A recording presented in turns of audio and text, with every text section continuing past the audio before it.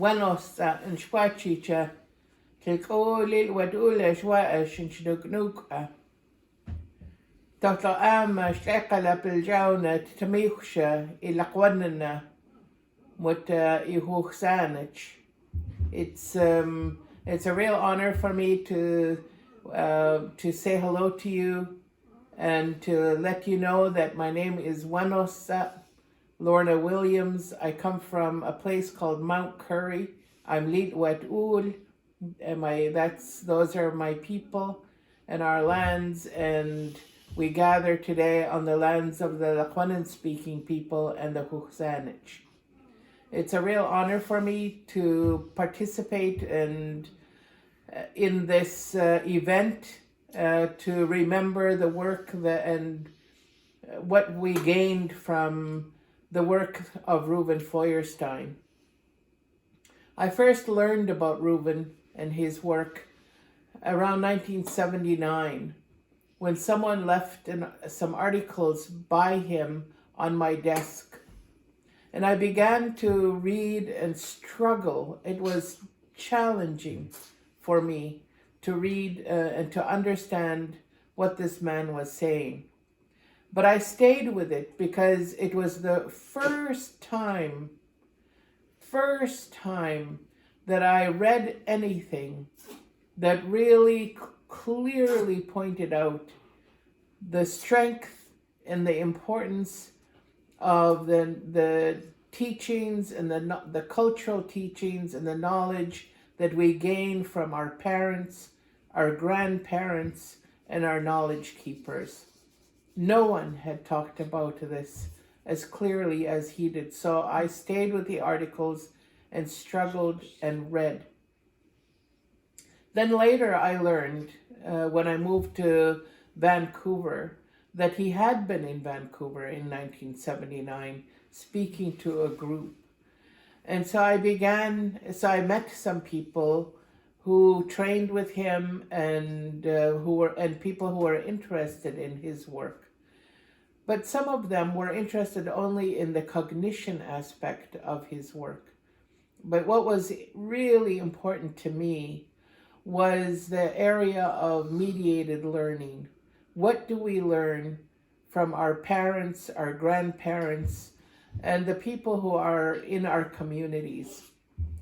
Because Reuven also talked about what happens when people are separated from that knowledge system, from the natural processes of knowing and learning. And this is what this was his work. This was really the core of his work.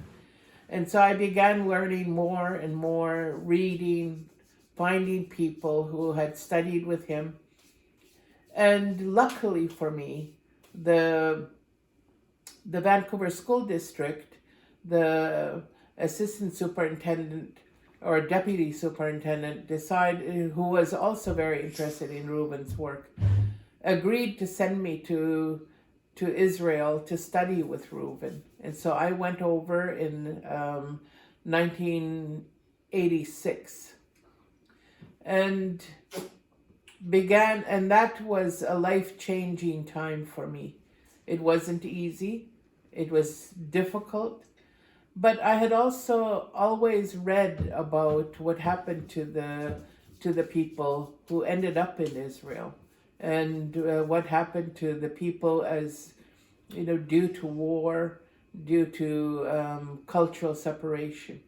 And I came back and decided that I would try to implement his way of thinking and his curriculum and most importantly, his assessment tool.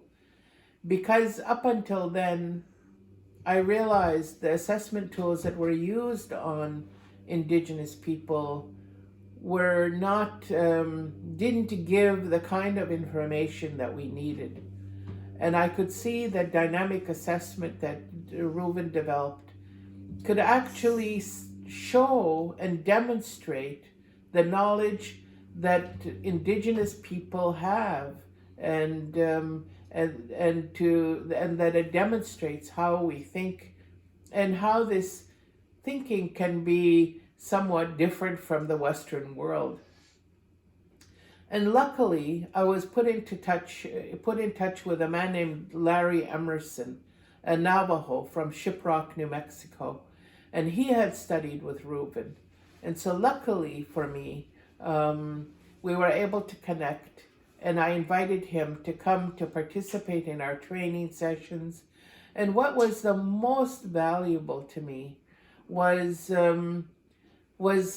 he too was exploring the systems of knowing and learning that we could really have a deep discussion based on Reuven's mediated learning experience. And so it was through that and the discussions that we had. I remember we would go for long walks along the water and talk about mediated learning experience from both a Navajo perspective and from a Lil'wat perspective.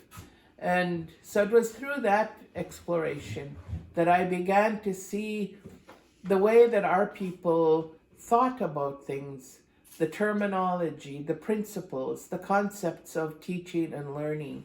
And so it was using the guide of Reuven's mediated learning, and then having this opportunity to have a discussion with someone who was knowledgeable in his cultural area. And so we were able to really build that part into our training programs in instrumental enrichment. And what it did was it gave me a language to be able to help people to understand the thought processes of indigenous peoples. And I think that that's been my greatest gift from studying and learning with Reuven. And so later, for example, I developed a course called Learning and Teaching in an Indigenous World. And much of how I developed the thinking for that, which people say is very unique, is because of the thought processes that I gained from working with Reuven. Since I stopped teaching instrumental enrichment and dynamic assessment, the work continues, because the work is about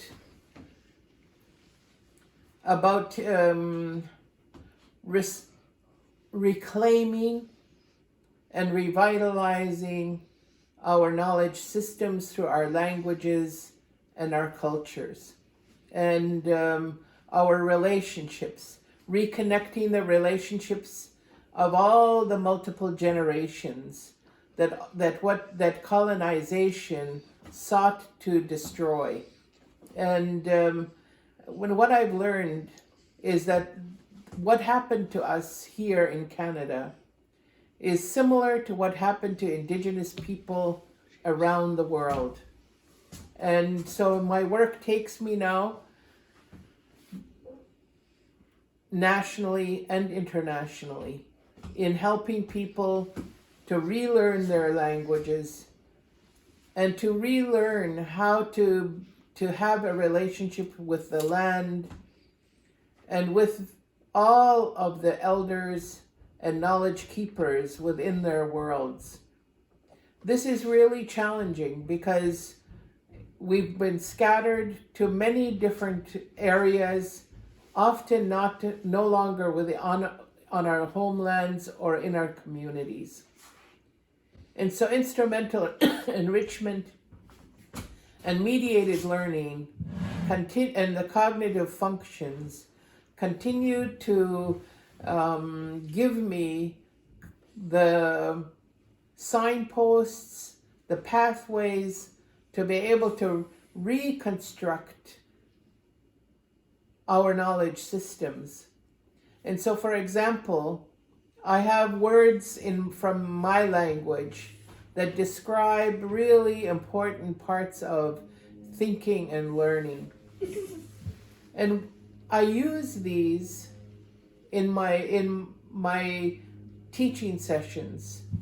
And I encourage indigenous people to think about these concepts, these principles of learning in their language.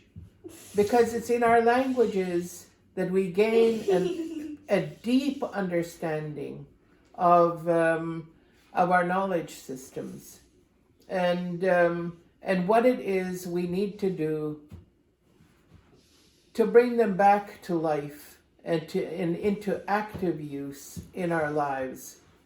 And it's really important for us to have this understanding, to see that in other cultural ways, they have their own ways. They have their own principles of learning.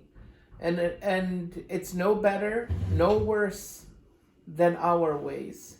And it's important to be able to cross the terrain, the boundaries of different ways of being in the world, and to not be diminished because we're different. And I think that that's probably one of the most important.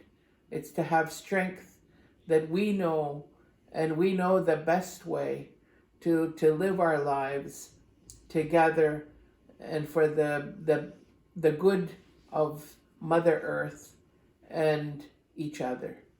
Thank you. Kukstum kalep kika washapa.